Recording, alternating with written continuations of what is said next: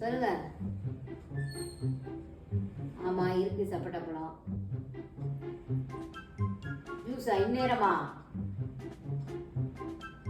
சரி போட்டு வைக்கிறேன். மம்மி மம்மி எங்க போறீங்க? என்னடா? உட்காருங்க. சிஎம் ஆக போறாரு விஜய் நாளைக்கு பதவி பிரமாணம் பண்ணி வைக்கிறேன்னு சொல்லியிருக்காங்க. ஃபிளாஷ் நியூஸ் பார்த்துட்டு போங்க. இருக்கட்டும்டா, அப்பா ஆர்டர் போட்டிருக்காரு சப்போட்டா ஜூஸ் செய்யணும்டா. ஓ அவ்வளவு பயமா நான் ஆர்டர் போட்டா உடனே செஞ்சிருக்கீங்களா?